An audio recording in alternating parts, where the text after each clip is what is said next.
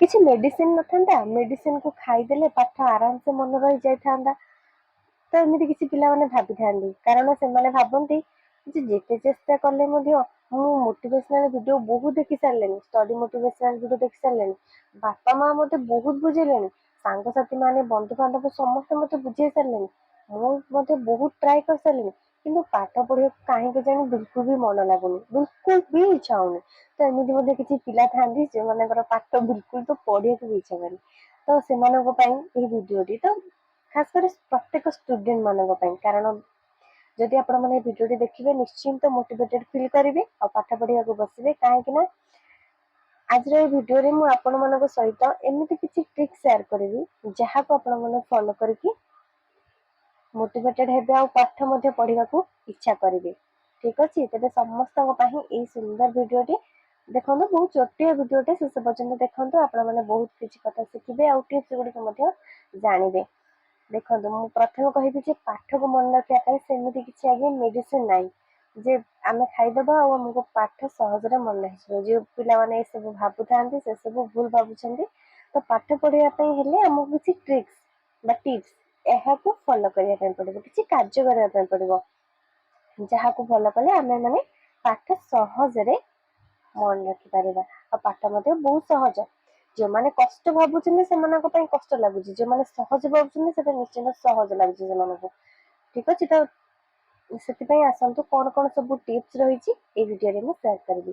ପ୍ରଥମ କଥା, ଦେଖନ୍ତୁ, ଯେତେବେଳେ ଆପଣ ମାନେ ପାଠ ପଢିବା ପାଇଁ ବସୁଛନ୍ତି, କିଛି ଜଣ ପିଲା ଥାଆନ୍ତି ସେମାନେ ମାତ୍ର 10 ମିନିଟରୁ 15 ମିନିଟ ପାଠ ପଢୁ ପଢୁ ସେମାନଙ୍କୁ ନିଦ ଆସିଯାଏ, କାହିଁକି ନା ସେମାନେ ଆକ୍ଟିଭ ମୋଡରେ ହିଁ ପାଠ ପଢନ୍ତିନି।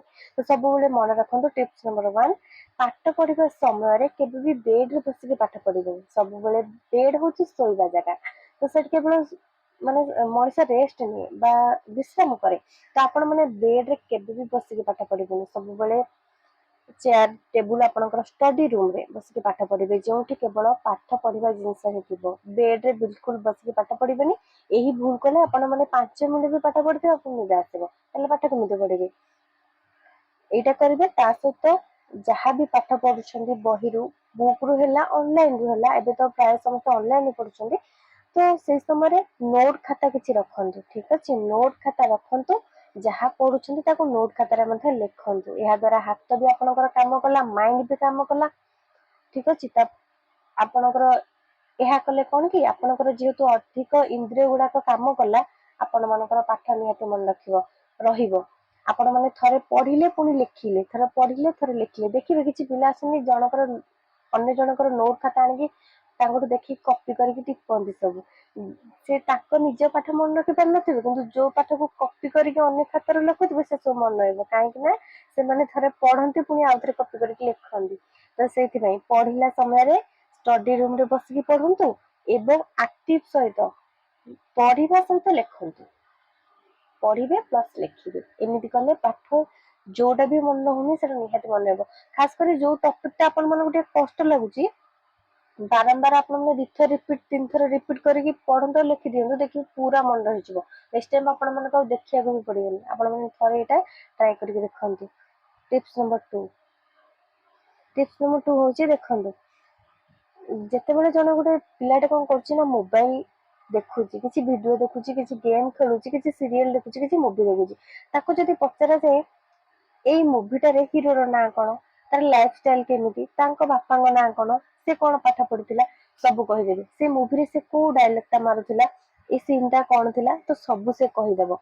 ତାପରେ ସିରିଏଲ ଯୋଉମାନେ ଦେଖୁଥିବେ, ଯୋଉମାନେ ସିରିଏଲ ପ୍ରେମୀ ଅଛନ୍ତି, ସେମାନେ କଣ ଭାବିବେ ଯେ ସିରିଏଲ କାଲି ନେକ୍ସଟ ଏପିସୋଡରେ କଣ ଆସିବ, ପୂର୍ବରୁ କଣ ସବୁ ଦେଇଥିଲା, ସେମାନେ ସବୁ ଜାଣିଦେବେ। କାହିଁକି ନା ତାଙ୍କର ଇଣ୍ଟରେଷ୍ଟ ଅଛି, ଜାଣିବା ପାଇଁ ଇଣ୍ଟରେଷ୍ଟ ଅଛି। ସେଥିପାଇଁ ସେମାନେ ମୁଭି ହେଲା ବା ସିରିଏଲ ହେଲା ଥରେ ଦେଖିଦେଲେ ମନେ ରହିଯାଉଛି ତାଙ୍କର। ନେକ୍ସଟ ଟାଇମ ବି କଣ ଆସିବ ସେଇଟା ବି ସେମାନେ ଅନୁମାନ କରି କହିଦିଅନ୍ତି, କିନ୍ତୁ ପାଠ ବିଷୟରେ ଯଦି କୋଉ ପେଜରେ କଣ ଅଛି ବୋଲି ପଚାରିବ ତାଙ୍କୁ ବିଲକୁଲ ଆସିବନି, କାହିଁକି ନା ପାଠରେ ତାଙ୍କର ସେମିତି ଇଣ୍ଟରେଷ୍ଟ ହିଁ ନାହିଁ। ଇଣ୍ଟରେଷ୍ଟ ଏଇଥିପାଇଁ ନାହିଁ, ସେମାନଙ୍କର ପଢିବାକୁ ସେଟା ଇଚ୍ଛା ହିଁ ହଉନି। ମାନେ କାହିଁକି ନା କିଛି ଜଣ ତାଙ୍କ ମୁଣ୍ଡରେ ଭର୍ତ୍ତି କରିଦେଇଛନ୍ତି ହୁଏତ ପାଠ ହଉଛି ବହୁତ କଷ୍ଟ ଜିନିଷ, ବା ସେ ନିଜେ ଭାବି ଦେଇଛି ପାଠ ହଉଛି ବହୁତ କଷ୍ଟ ଜିନିଷ, ସେଥିପାଇଁ ତାର ମନେ ରହୁନି, ଇଣ୍ଟରେଷ୍ଟ ଆସୁନି। ତ ସେଥିପାଇଁ ଆପଣ ମାନେ ଯେମିତି ସିରିଏଲ କୁ ଯେମିତି ଆଜି ଦେଖିଲେ କାଲି ନ ଦେଖିଲେ ଆପଣ ମାନଙ୍କୁ ଲାଗୁଛି ନାଇଁ ମୁଁ ଆଜି ସିରିଏଲ ଦେଖିନି, ଗୋଟେ ଇଣ୍ଟରେଷ୍ଟ ଲାଗୁଛି, ମାନେ କାଲି କଣ ଦବ ଏମିତି ଗୋଟେ ଇଣ୍ଟରେଷ୍ଟ ଆସୁନି। ତ ସେମିତି ସବୁ ଦିନ ପାଠ ପଢିବେ, କୋଉ ଦିନ ଏମିତି ନାହିଁ ଆପଣ ମାନେ ସ୍କିପ୍ କରିଦେବେ, ନାଇଁ ଆଜି ମୁଁ ଶୋଇପଡିବି ପାଠ ପଢିବିନି। ଦେଖନ୍ତୁ ଆପଣ ଯୋଉ ଦିନ ଖାଉନାହାନ୍ତି ଆପଣ ମାନଙ୍କ ଶରୀର କେମିତି ଦୁର୍ବଳ ଲାଗୁଛି, ଦୁର୍ବଳ ଲାଗୁଛି ନା ଲାଗୁନି? ଲାଗୁଛି। ତ ସେମିତି ଯଦି ଆପଣ ପାଠ ନ ପଢିବେ ସେଦିନ ଆପଣଙ୍କ ମାଇଣ୍ଡ ରେ ଯୋଉ ସବୁ ନଲେଜ ଆପଣ ମାନେ ଗେନ୍ କରିଥାନ୍ତି, ତାହେଲେ ସେମିତି ସେଇଟା କେମିତି ନଲେଜ ଆପଣ ମାନେ କେମିତି ଗେନ୍ କରିବେ? ହେବନି ନା। ତ ଆପଣ ମାନେ ସବୁଦିନ ହିଁ ପାଠ ପଢିବାକୁ ପଡିବ। ଯେମିତି ସିରିଏଲ ପ୍ରତିଦିନ ଦେଖୁଛନ୍ତି, କାଲି କଣ ଦବ ଗୋଟେ ଇଣ୍ଟରେଷ୍ଟ ରହୁଛି, ସେମିତି ଇଣ୍ଟରେଷ୍ଟ ରହିବ ଯଦି ଆପଣ ମାନେ ପ୍ରତ୍ୟେକ ଦିନ ପାଠ ପଢିବେ। ଠିକ ଅଛି। ଯେମିତି ସିରିଏଲ ଟାଇମ ହେଇଗଲା ଆପଣ ମାନଙ୍କୁ ମନେ ପଡିଯାଉଛି ଯେ ସିରିଏଲ ଟାଇମ ହେଇଲାଣି ଯାଉଛି ସିରିଏଲ ଦେଖିବି, ସେମିତି ପ୍ରତ୍ୟେକ ଦିନ ଯୋଉ ଟାଇମରେ ଆପଣ ମାନେ ପାଠ ପଢୁଥିବେ ନା, ନିହାତି ସେଇ ଟାଇମରେ ମନେ ପଡିଯିବ ପାଠ ପଢିବା ପାଇଁ। ନମ୍ବର 3 ହଉଛି ଆପଣ ମାନେ ଟିକେ ଚେଷ୍ଟା କରନ୍ତୁ ଆପଣ ମାନେ ଖାଇବା କେମିତି ଖାଉଛନ୍ତି। ପ୍ରତ୍ୟେକ ଦିନ ତ ଖାଉଛନ୍ତି, ଜଳଖିଆ ହଉ ଭାତ ହଉ ଯାହାବି କିଛି ତ ଖାଉଛନ୍ତି ନିଶ୍ଚିନ୍ତ। ତ ଯୋଉ ଯାହାବି ଖାଉଛନ୍ତି ଆପଣଙ୍କ ମାନଙ୍କର ଗୋଟେ ଟାଇମ ଥିବ, ନାଇଁ ମୁଁ ସକାଳ ଜଳଖିଆ 8ଟାରୁ 9ଟା ଭିତରେ ଖାଇଦଉଛି, କିମ୍ବା 7ଟାରୁ 8ଟା ମଧ୍ୟରେ ଖାଇଦଉଛି, କିମ୍ବା ମୁଁ ଲଞ୍ଚ କରୁଛି 1ଟାରୁ 2ଟା ଭିତରେ, କିମ୍ବା 12ଟାରୁ 1ଟା ଭିତରେ। ତ ଆପଣଙ୍କର ଗୋଟେ ଟାଇମ ରହୁଛି, ସେମିତି ପାଠ ପଢିବାର ଗୋଟେ ଟାଇମ କରିଦିଅନ୍ତୁ, ଯେ ମୁଁ ସକାଳେ ଏତିକିରୁ ଏତିକି ସମୟ ପଢିବି, ସନ୍ଧ୍ୟାବେଳେ ଏତିକିରୁ ଏତିକି ସମୟ ପଢିବି। ଯଦି ଆପଣ ମାନେ ଯୋଉ ଦିନ ପାଠ ପଢିନଥିବେ, ନିହାତି ସେ ସମୟରେ ମନେ ପଡିଯିବ ଏଇଟା ହଉଛି ମୋର ପାଠ ପଢିବା ସମୟ।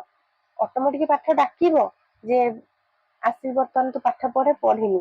ଯେମିତି ଖାଇବାଟା ସ୍କିପ୍ ହେଇଗଲେ 12ଟାରୁ 12:30 ହେଇଗଲେ କଣ ମନେ ପଡୁଛି, ମୋର ଆଜି ଖାଇବାଟା ଲେଟ୍ ହେଇଗଲାଣି।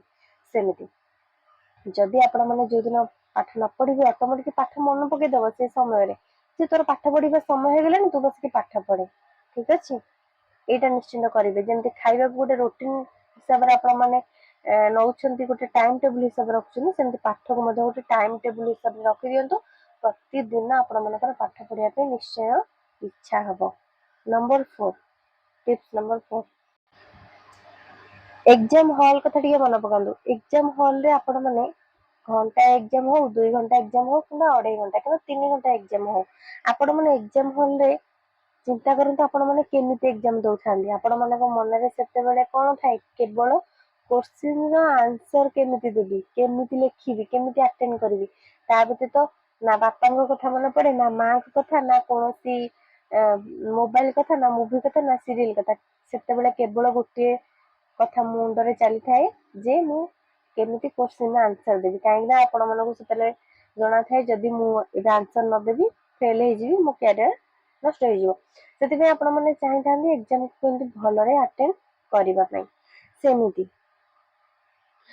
ତ ଆପଣ ମାନେ ଯଦି ଘରେ ଯେତେବେଳେ ପାଠ ପଢୁଛନ୍ତି, ଚିନ୍ତା କରନ୍ତୁ ଯଦି ସେମିତି କିଛି ସମୟ ଦିନକୁ ବି 2 ଘଣ୍ଟା ହଉ, ଆପଣ ଯଦି ପରୀକ୍ଷା ହଲ ଭଳିଆ ଆପଣ ମାନେ ନିଜକୁ ଭାବିଦେବେ ଯେ ମୁଁ ପରୀକ୍ଷା ହଲ ରେ ବସିଛି ଆଉ ମତେ କେହି ବି ଡିଷ୍ଟର୍ବ କରୁନାହାନ୍ତି, ନା ବାପା, ନା ମା, ଭାଇ, ସାଙ୍ଗ, ଭଉଣୀ, କେହି ବି ଡିଷ୍ଟର୍ବ କରିବେନି। ଦିନକୁ 2 ରୁ 3 ଘଣ୍ଟା ଆପଣ ମାନେ ପରୀକ୍ଷା ହଲରେ ଥିବା ଭଳି ଭାବି ଦିଅନ୍ତୁ। ମୁଁ କେବଳ ପାଠ ସହିତ ଜଡିତ ରହିବି, ପାଠକୁ ମୁଁ ପଢିବି, ବହି ସହିତ କେବଳ ମୁଁ ହିଁ ଆଟାଚମେଣ୍ଟ ହେଇକି ରହିବି। ଠିକ ଅଛି। ଯଦି ସେମିତି ଭାବିଦେବେ, ପରୀକ୍ଷା ହଲ ରେ ଥିବା ଭଳିଆ ଭାବିଦେବେ, ତେବେ ନିଶ୍ଚୟ ଆପଣ ମାନେ ପାଠ କ୍ଷେତ୍ରରେ ବହୁତ ଆଗକୁ ଯିବେ। ଆପଣଙ୍କର ପାଠ ଧୀରେ ଧୀରେ ମାନେ ଅଧିକ ପଢିବାକୁ ମଧ୍ୟ ଇଚ୍ଛା ହେଇଯିବ। ଯଦି ଆପଣ ମାନେ ଗୋଟେ ଦିନରେ ଏମିତି 2 ରୁ 3 ଘଣ୍ଟା ନିଜକୁ ରଖିଦେବେ ପରୀକ୍ଷା ହଲ ରେ ଥିବା ଭଳିଆ, ମାନେ କୁଆଡେ ବି ଡାଇଭର୍ଟ ନାହିଁ, କେବଳ ଧ୍ୟାନ ପାଠ ଉପରେ। ଠିକ ଅଛି। ଏମିତି ହିଁ ଆପଣ ମାନଙ୍କୁ ସମସ୍ତଙ୍କୁ କରିବା ଉଚିତ। ନମ୍ବର 5, ତ ନମ୍ବର 5 ହଉଛି ପ୍ରତ୍ୟେକ ଦିନ ରିଭିଜନ କରିବା ଜରୁରୀ। ଠିକ ଅଛି। ଯାହାବି ପାଠ ପଢା ହଉଛି ତାକୁ ରିଭିଜନ ବି କରିବା ଦରକାର। ଆଜି ମୁଁ କଣ କଣ ପାଠ ପଢିଲି, କଣ ପଢିବାର ଥିଲା, କେତିକି ପାଠ ପଢି ପାରିଲି, ବା କଣ କଣ ସବୁ ଆଜି ମତେ କଭର ମୁଁ କଲି, ତ ସବୁ ରିଭିଜନ କଲେ ପୁଣି ରିପିଟ ହେଇଯିବ। ଆପଣ ମାନଙ୍କୁ ନେକ୍ସଟ ଟାଇମ ମନେ ରଖିବାକୁ କିଛି ଦରକାର ହିଁ ନାହିଁ, ଅଟୋମେଟିକ ହିଁ ମନେ ହେଇଯିବ। ମୁଁ ଏବେ ଯୋଉ ବର୍ତ୍ତମାନ ଆପଣ ମାନଙ୍କୁ 5ଟି ଟିପ୍ସ କହିଲି, ଯଦି ଆପଣ ମାନେ ସତରେ ଏହାକୁ ଫଲୋ କରନ୍ତି, ନିଶ୍ଚିନ୍ତ ଆପଣ ମାନେ ଯୋଉମାନଙ୍କର ପାଠ ବି ହଉନି ନିହାତି ପାଠ ହବ। ଥରେ ଫଲୋ କରିକି ଦେଖନ୍ତୁ।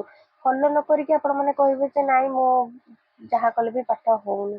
ଆପଣ ମାନେ ତ ପ୍ରଥମେ 15 ଦିନ ଚେଷ୍ଟା କରନ୍ତୁ, ନିଜକୁ ଏମିତି ମାନେ ଚେଷ୍ଟା କରନ୍ତୁ ଏମିତି କରିବା ପାଇଁ। ଫଲୋ କରିବା ପାଇଁ ଧୀରେ ଧୀରେ ଅଭ୍ୟାସରେ ହେଇଯିବ। ତାପରେ ଆପଣ ମାନଙ୍କର ପାଠ ଆରାମ ସେ ମନେ ରହିବ। ଠିକ ଅଛି। ଏବଂ ସବୁବେଳେ ନିଜକୁ ମୋଟିଭେଟେଡ ରଖନ୍ତୁ ଯେ ମୁଁ ମଧ୍ୟ ପାଠ ପଢିପାରିବି। ମୁଁ କଣ ପାଇଁ ପାଠ ପଢି ପାରିବିନି? ମୋ ସାଙ୍ଗମାନେ ଯଦି ପାଠ ପଢି ପାରୁଛନ୍ତି ସେମାନଙ୍କୁ ମଧ୍ୟ ସେଇ ଫାସିଲିଟି ଦିଆଯାଉଛି। ମୋ ପାଖରେ ଯାହା ଫାସିଲିଟି ଅଛି ସେମାନଙ୍କ ପାଖରେ ବି ସେୟା ଫାସିଲିଟି ଅଛି। ସେମାନେ ଯଦି ପାଠ ପଢି ପାରୁଛନ୍ତି ମୁଁ ତାହେଲେ କାହିଁକି ପାଠ ପଢି ପାରିବିନି? ଯଦି ନିଜକୁ ଆପଣ ମାନେ ଏମିତି ଭାବିଦେବେ ନିହାତି ଆପଣ ମାନେ ଆଗକୁ ଭଲ ପାଠ ପଢିବେ, ଆଗକୁ ଯିବେ। ଆଉ ସବୁବେଳେ ବାପା ମାଙ୍କର ପରିଶ୍ରମକୁ ଟିକେ ଚିନ୍ତା କରନ୍ତୁ। ସେ କେତେ ପରିଶ୍ରମ କରିକି ଆପଣ ମାନଙ୍କୁ ପାଠ ପଢଉଛନ୍ତି, କେତେ କଷ୍ଟ କରିକି ତାଙ୍କର ତ୍ୟାଗକୁ ଟିକେ ସମର୍ପଣକୁ ମଧ୍ୟ ବୁଝନ୍ତୁ। ଯାହାଦ୍ୱାରା ଆପଣ ମାନଙ୍କୁ ପାଠ ପଢିବାକୁ ଇଚ୍ଛା ହବ, ଆପଣ ନିଜେ ମୋଟିଭେଟେଡ ରହିବେ। ସବୁବେଳେ ନିଜକୁ କେବେ ବି ଡିମୋଟିଭେଟେଡ କରିବାକୁ ଦିଅନ୍ତୁନି। ସବୁବେଳେ ନିଜେ ମୋଟିଭେଟେଡ ରୁହନ୍ତୁ ଆଉ ପାଠରେ ଆଗେଇ ଚାଲନ୍ତୁ। ଆଶା କରୁଛି ଆପଣ ମାନଙ୍କୁ 1% ହେଲେ ବି ମୋଟିଭେଟେଡ କରିପାରିଥିବି। ଏବଂ ଏବେଠୁ ବସିକି ହିଁ ପାଠ ପଢ। ଭିଡିଓଟି ଭଲ ଲାଗିଥିଲେ ଲାଇକ୍ ସେୟାର କରିଦିଅନ୍ତୁ। ଧନ୍ୟବାଦ।